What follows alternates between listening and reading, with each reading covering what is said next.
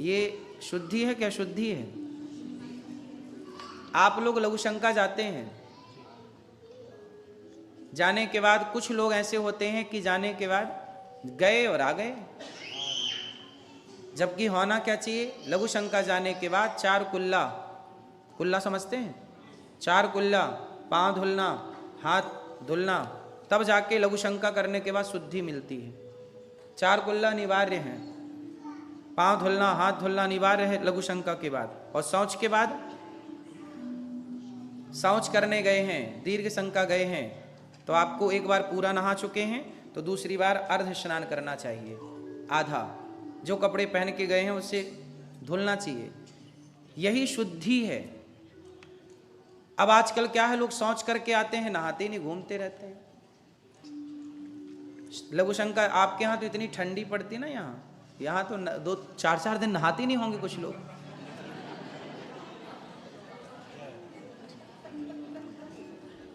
हाँ या ना? 4 दिन नहीं नहाते होंगे कुछ लोग, सब लोग नहाते हैं। चलो आप लोग अच्छे हैं, आप नहाते हैं तो बहुत अच्छा है।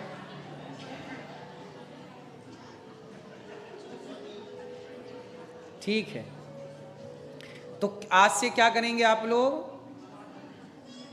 लघुशंका जाने के बाद 4 कुल्ला, पांव और हाथ धुलना, शौच के बाद स्नान, पूर्ण नहीं तो अर्ध, जो कपड़े पहन के गए हैं कमर से पानी डाल करके, और शुद्धि, इसे कहते हैं शुद्धि। अपवित्र पवित्रो वा सर्वावस्थांगतोपि वा। आप भी कोई पूजा पाठ करते हैं तो पंडित जी सबसे पहले क्या कराते हैं? आपकी शुद्धि, क्योंकि शुद्धि के बाद ही बुद्धि बनेगी ना। और शुद्धि 2 तरह की होती है, आभ्यंतर अंदर की शुद्धि और बाह्यांतर बाहर की शुद्धि। अंदर और बाहर की शुद्धि, अंदर की शुद्धि कैसे होगी? विचारों से, और बाहर की शुद्धि स्नान से।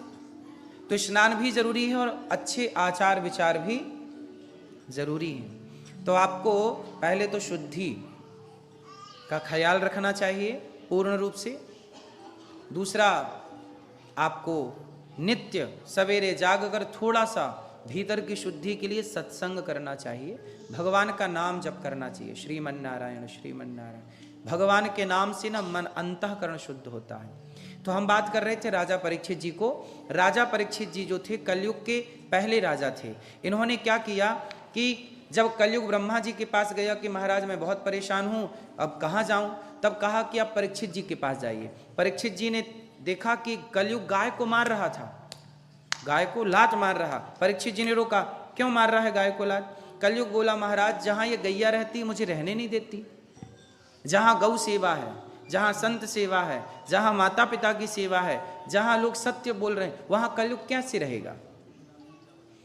तो कलयुग बोला महाराज परीक्षित जी मैं बहुत बुरा हूं, पर मुझ में एक अच्छाई है। अच्छा, कलयुग बहुत बुरा है कि अच्छा है? बुरा है। कलयुग में एक अच्छाई है, बताओ क्या? कलयुग में क्या अच्छाई है मैया? मैया, लाल मैया, पीछे वाली मेरी माँ, कलयुग में क्या अच्छाई है? हाँ, मैया को फल की पड़ी है, जल्दी फल मिल जाता है। कलयुग की अच्छाई है, कृते अध्यायते विष्णुम त्रेतायाम यजतो मखई द्वापरे परिचर्यायाम कलौ केशव कीर्तनात्। कलयुग केवल नाम अधारा, सुमरि सुमरि नर उतरही। कलयुग बहुत बुरा है, पर कलयुग में एक अच्छाई है कि केवल भगवान का नाम जप करके व्यक्ति भवसागर से पार हो सकता है। इस कलयुग में, सतयुग में, त्रेता में, द्वापर में ये सुविधा नहीं है। कलयुग में केवल नाम, केवल इसलिए कहते हैं काम करो पैसे कमाओ, पर काम करते हुए नाम जप करते रहो। अच्छा, नाम जप के लिए अलग से टाइम निकालने की भी जरूरत नहीं है आप लोगों को।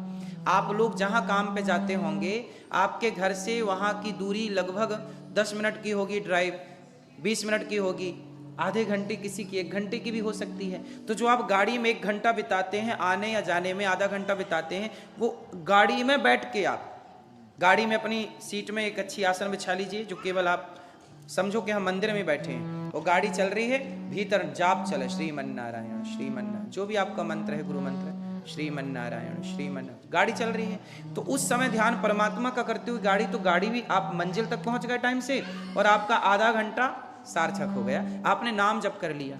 जरूरी नहीं है कि आप घर पे आसन लगा के ही मंत्र का जाप करें, हो सके तो ठीक है, नहीं तो आप गाड़ी चलाइए।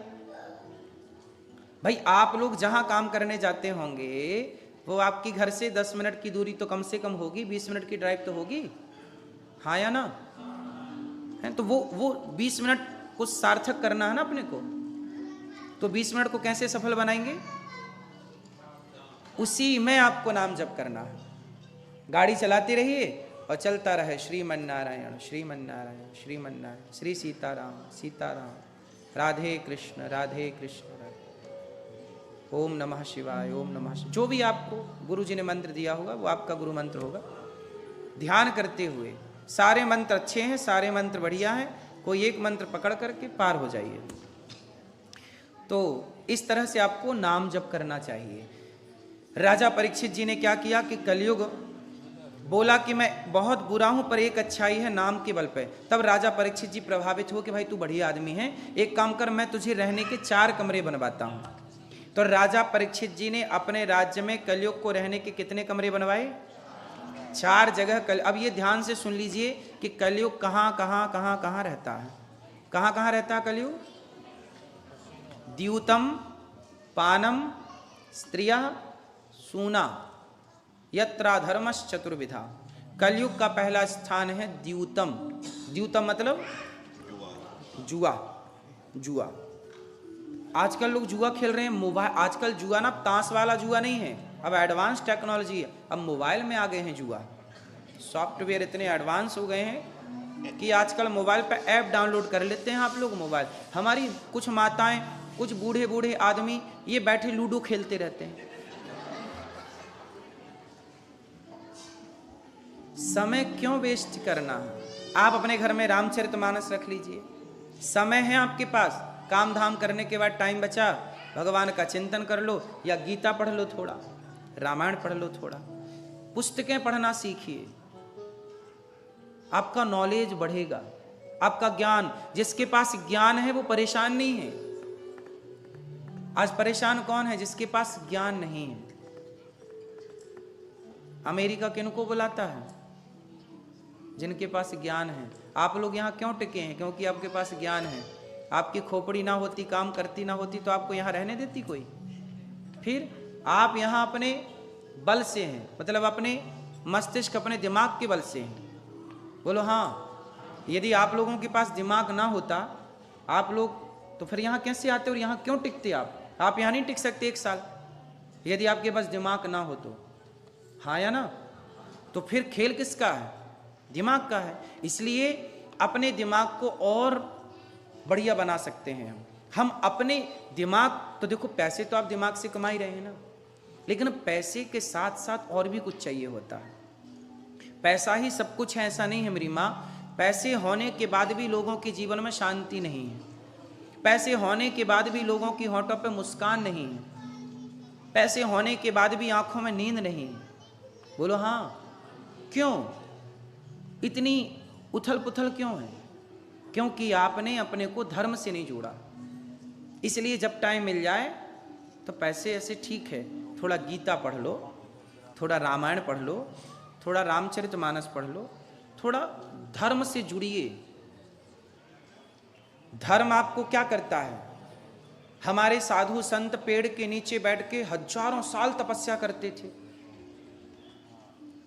पेड़ की छांव में बैठे हैं और चल रहा है, आनंद है। ये कैसे हुआ? यही है धर्म। आध्यात्म क्या करता है मेरी माँ? आपको बाहर की दुनिया से निकाल के, अभी क्या आप लोग बाहर की चकाचौंध दे, अरे ये अमेरिका कितना डेवलप है, ये कैसा है, वो कैसा है, ये व्यक्ति कितना बड़ा है, ये व्यक्ति कितना कमा रहा है। आप बाहर को देख के प्रभावित होते हैं। लोगों का घर आपको प्रभावित करता है, अरे इनका इतना बड़ा घर है, हमारा तो छोटा है।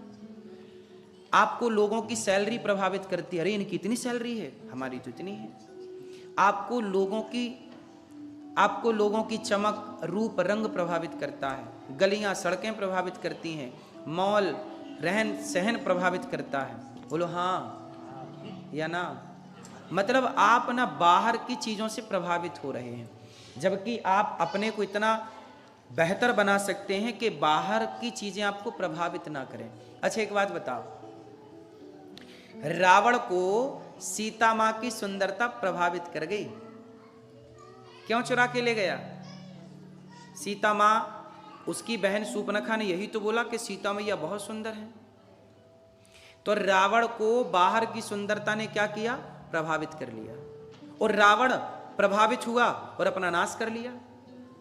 जबकि राम के सामने भी रावण की बहन बन ठन के आई थी, सूर्पनखा, बड़ी सुंदर।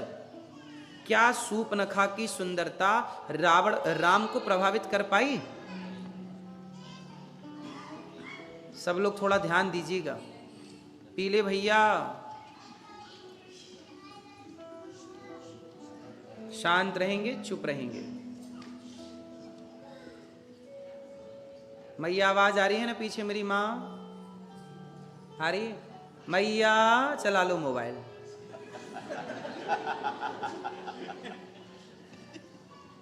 पीली मैया सुनो, रावण को सुंदरता ने प्रभावित कर लिया, बोलो हाँ। जबकि राम के सामने सूर्पनखा सुंदर बन के आई। क्या सूर्पनखा की सुंदरता ने राम को प्रभावित किया? एक उसी सुंदरता से प्रभावित होता है और दूसरे उसी सुंदरता से प्रभावित, यही तो अंतर है। आप लोग, यही तो कहता हूं कि जो बाहर की सुंदरता से प्रभावित हो जाए वो रावण है, और जो बाहर की सुंदरता से तनिक भी प्रभावित ना हो वो राम है। यही तो अंतर है राम और रावण। राम को बाहर का संसार प्रभावित नहीं करता, क्योंकि राम भीतर से प्रसन्न है। राम को बाहर से प्रसन्नता चाहिए ही नहीं, क्योंकि राम कहां से प्रसन्न है? अब सोचिए, राम को राजा बनना था अयोध्या का, लेकिन राजा बनते बनते बनते बनते कैकेयी ने वनवास मांग लिया, और जिस घड़ी राम को राजा बनना था उसी घड़ी राम को वनवास जाना पड़ा।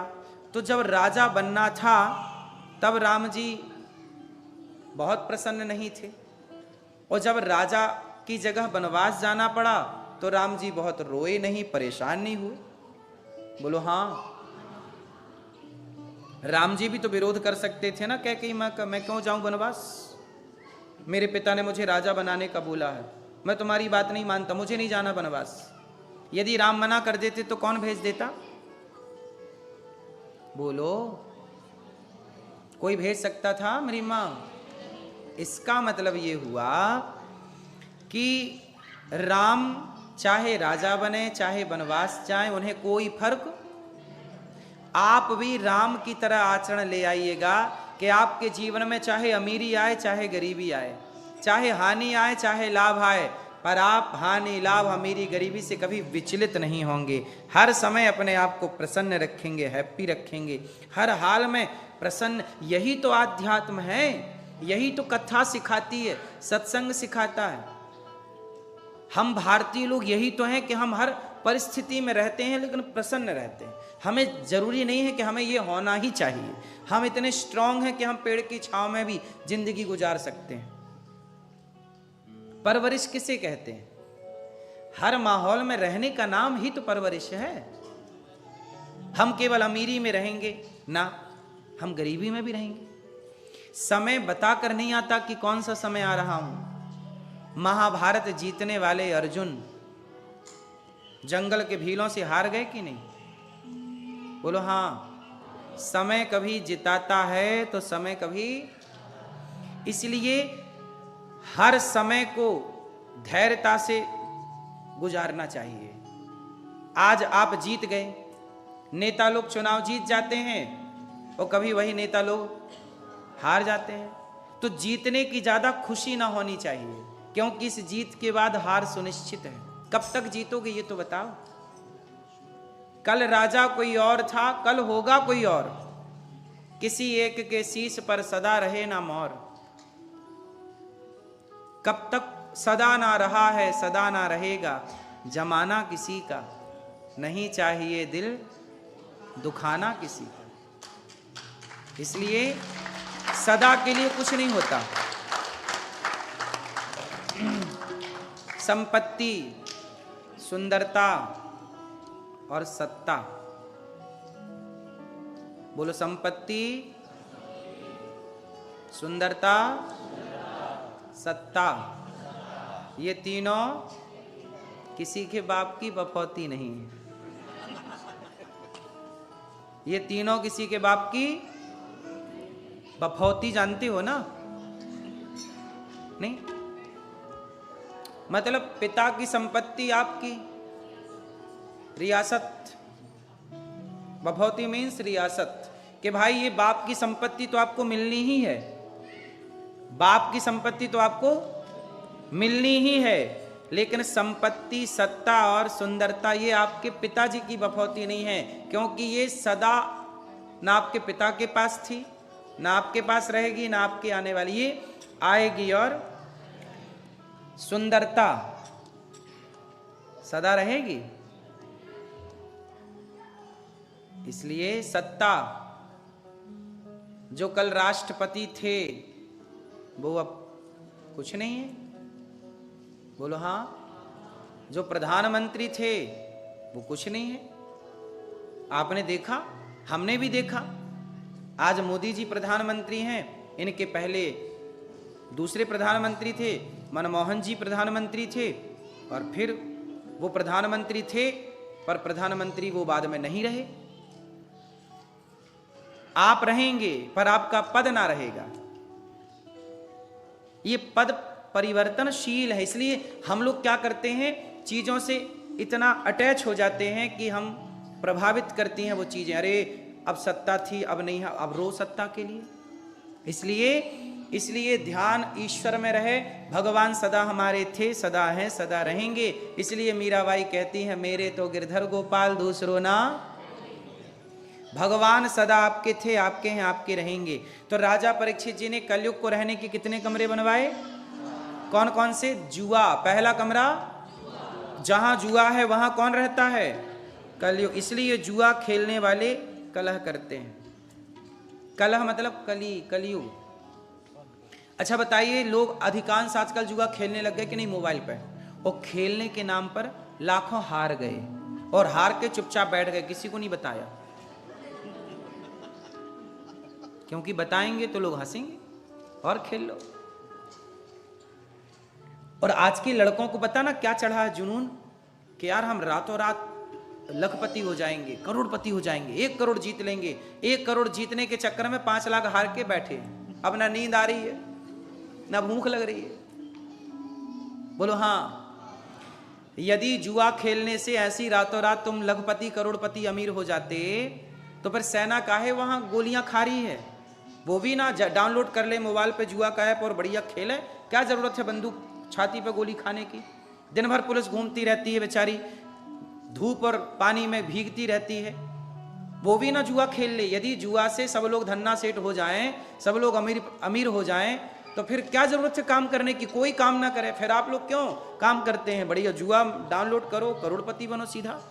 आजकल बॉलीवुड यही तो सिखाता है कि आपको डाउनलोड करा देता है जुआ और आपका पैसा बर्बाद कर देता है। बॉलीवुड आजकल सबसे ज्यादा प्रमोट कौन करता है ये जुए को? बॉलीवुड। ये बॉलीवुड लोग अपने चेहरे को चमकाते हैं पहले, मूवियां बना के उल्टी सीधी, फिर उस जुए का प्रचार करके समाज को गलत चीजें परोसते हैं। सोचिए, जो गलत कर रहे हैं, खुलेआम जुआ डाउनलोड कराते हैं आपके मोबाइल पर, आपके बच्चों को जुआ की आदत लगवाते हैं, उनका विरोध कोई नहीं करता। लेकिन ये दास अनिरुद्ध यदि इन चीजों का विरोध करता है तो लोग मेरा विरोध करने लग जाते हैं। बोलो हाँ। तो इन सब चीजों को ध्यान रखना चाहिए। कलयुग का पहला स्थान है जुआ, द्यूतम। दूसरा स्थान है पानम। दूसरा ठिकाना क्या है मेरी माँ? पानम बोले तो शराब। जहां शराब, कलयुग कहां रहता है? जुआ में रहता है और शराब में रहता है। जहां शराब वहां कलयुग। द्यूतम पानम, इसलिए शराब पीना। आप लोग शराब पीते हैं कि नहीं? नहीं? शराब पीना सही है कि गलत है? कुछ लोग कहते हैं जी शराब तो सब लोग पीते हैं। यदि शराब पीना सही है, यदि कोई शराब पीने को सही ठहराता है, तो आप उससे बस एक छोटा सा सवाल कर लीजिएगा। यदि शराब पीना सही है तो प्लेन उड़ाने वाले पायलट को क्यों नहीं शराब पिलाई जाती?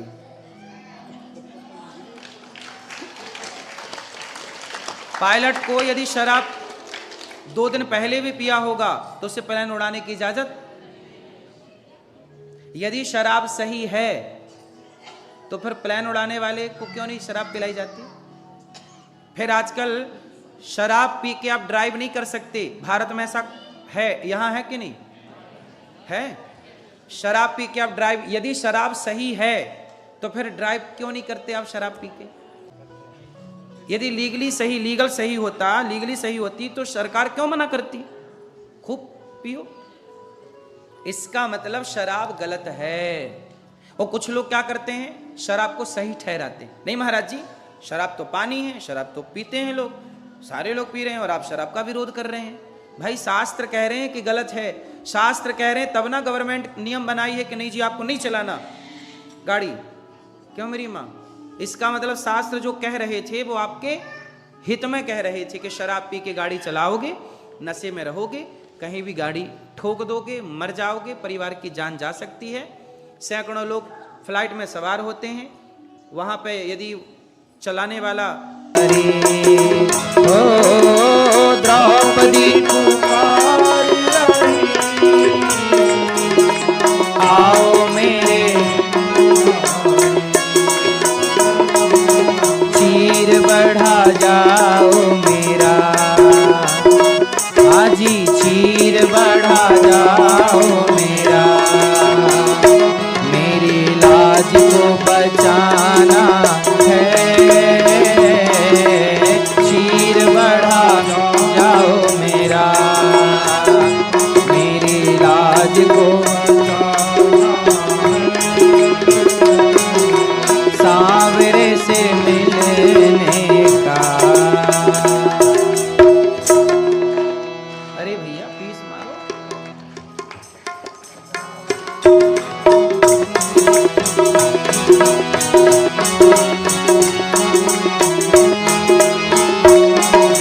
शबरी पुकारे रही,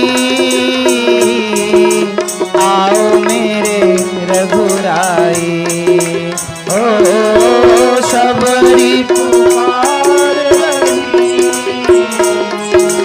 आओ मेरे रघुराई।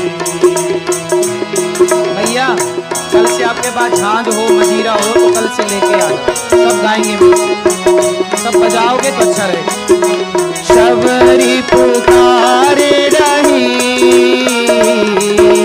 आओ मेरे रघुराई, ओ लाली पुकारे रही,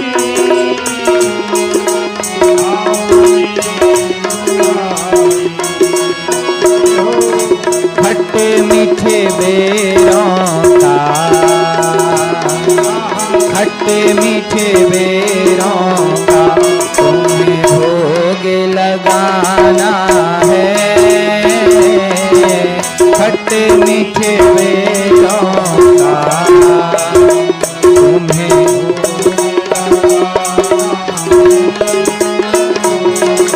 सांवरे से मिलने का। और वृंदावन में मथुरा में ढूंढा तुम्हें, वृंदावन में पाया है, ओ मथुरा वृंदावन में, वृंदावन की गलियों में, वृंदावन की गलियों में मेरे श्याम का ठिकाना,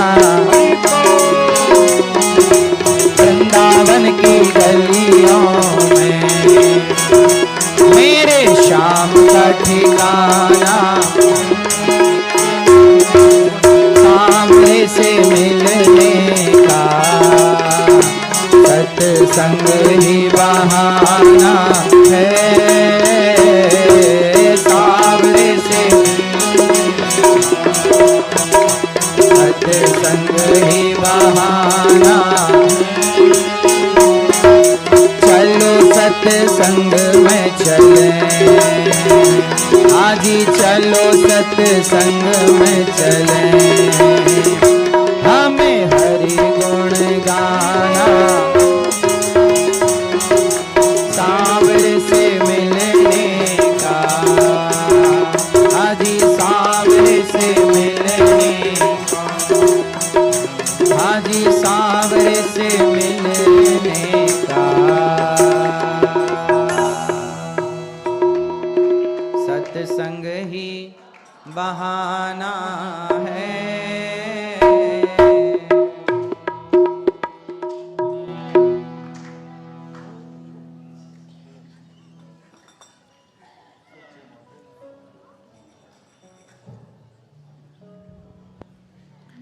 तो भगवान से मिलने का क्या बहाना है? तो राजा परीक्षित ने कलयुग को रहने का जुआ स्थान दिया, शराब स्थान दिया, द्यूतम पानम स्त्रिया, तीसरा स्थान दिया चरित्रहीनता। जहां चरित्रहीन स्त्री या पुरुष है वहां कौन रहेगा? कलयुग। स्त्रिया सूना, मांस, कलयुग का चौथा स्थान है मांस। मांस में भी कलयुग का ही वास है, क्योंकि मांस खा के बुद्धि भ्रष्ट होनी ही होनी। फिर पांचवा स्थान भी है कलयुग का। एक कलयुग बोला महाराज ये चारों तो आपके यहाँ है ही नहीं, ना कोई जुआ खेल रहा, ना कोई शराब पी रहा, ना कोई मांस खा रहा, ना कोई पराई औरत को देख रहा, तो कहाँ रहे हम? तो बोले अच्छा जाओ बेईमानी के कमाए हुए धन में रहो। तो पांचवा स्थान गोल्ड में। गोल्ड मतलब पैसा, डॉलर, कुछ भी आप मान लो, जो बेईमानी से कमाया गया डॉलर है, पैसा है, या पाउंड है, या चांदी है, सोना है, सब में कौन रहेगा? कलयुग। कहाँ रहेगा कलयुग? बेईमानी में। जो ईमानदारी से कमाया गया उस धन में कृष्ण का वास है। सोने में, गोल्ड में कृष्ण का वास भी होता है, और सोने में कलयुग का वास भी होता है। दोनों का कैसे होगा? जो मेहनत की कमाई आप करते हो ईमानदारी, उसमें कृष्ण का वास होता है। सोने में किसका वास है? जोर से, कृष्ण का। इसलिए लोग सोने के दांत लगवाते थे अपने। पहले के लोग अपने दांतों में क्या लगवाते थे? लोग सोना लगवाते थे, क्योंकि सोने में कृष्ण का वास है, मतलब प्रभु यहां बैठे हुए मुख के भीतर, इसलिए लोग सोना लगवाते थे। आप लोग चाहें तो अपने दांत 3-4 कर सकते हैं सोने के।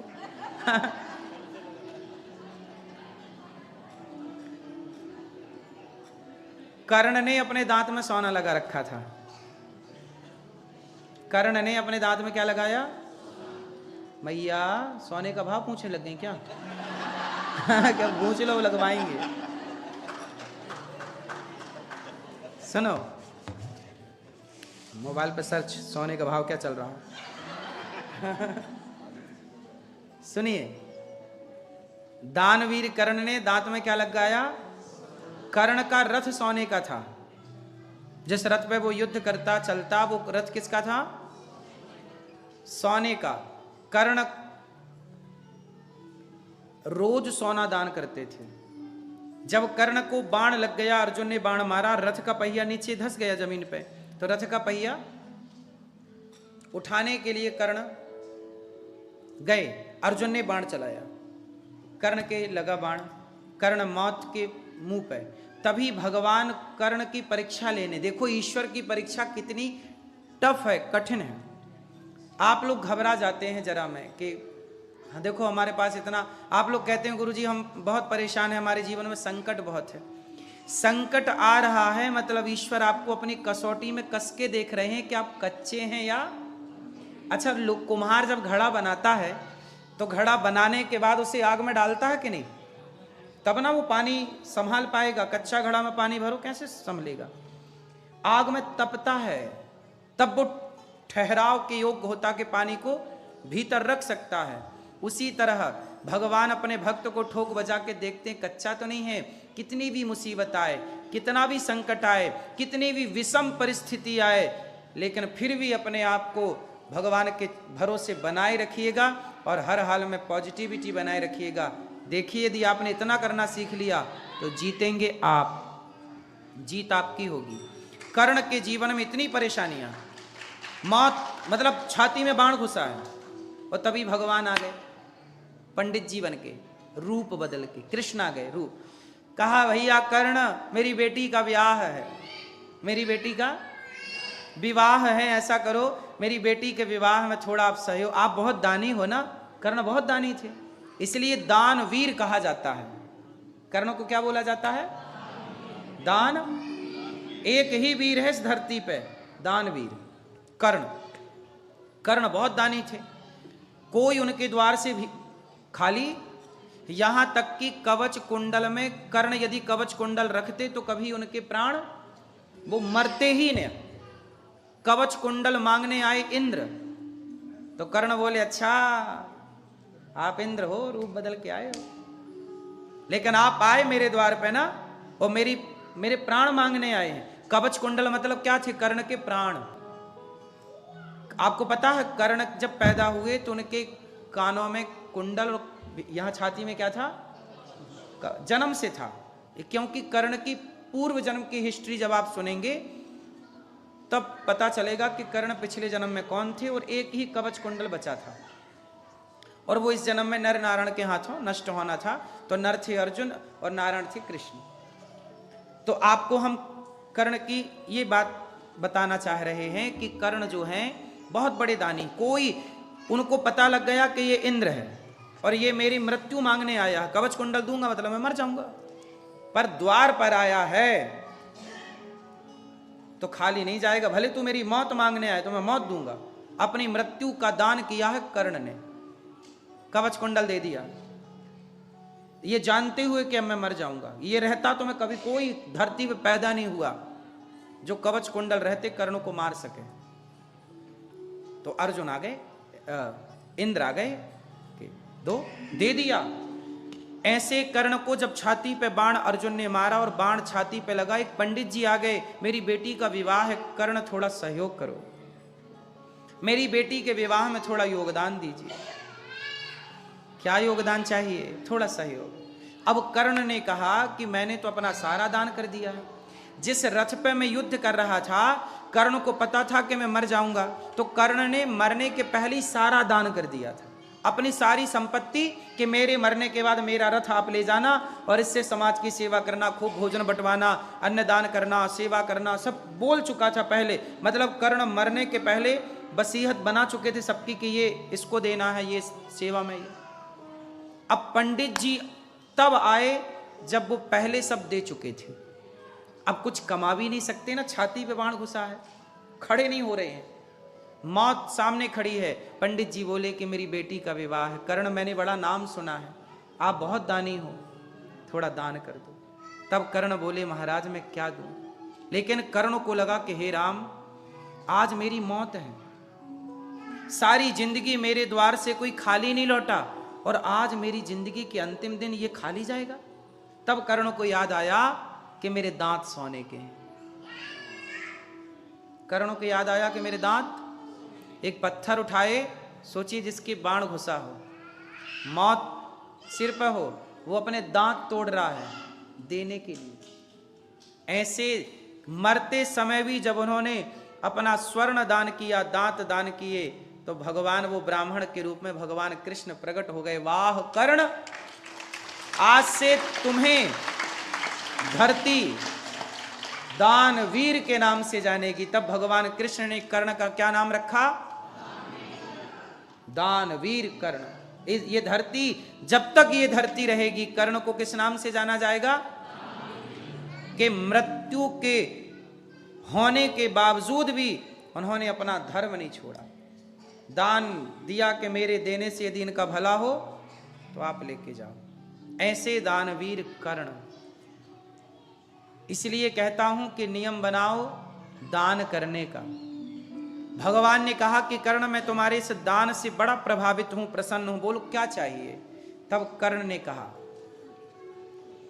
ने कहा कि महाराज मेरी एक ही इच्छा है कि मेरा अंतिम संस्कार उस जगह हो जहां आज तक किसी का अंतिम संस्कार ना हुआ। तो ऐसी कौन सी जगह है जहां अंतिम संस्कार ना हुआ हो? धरती पर कोई ना कोई चींटी भी यदि मरी है तो वो वहीं मर गई, तो उसका अंतिम संस्कार वहीं हुआ। एक चींटी भी कहीं मरी तो वहीं मर गई, तो उसका क्या हो गया? वहां पे अंतिम हो गया, वो वहीं पे मिट्टी हो गई। तो इस धरती पर ऐसी कौन सी जगह है जहां कोई आज तक किसी का अंतिम संस्कार ना हुआ है? पूरी धरती है कोई ऐसी जगह जहां कोई चींटी ना मरी हो, जिस जगह पे कोई जीव ना मरा हो? तब भगवान ने कहा कि आज कर्ण हम तुम्हें अपने हथेली पे रखेंगे।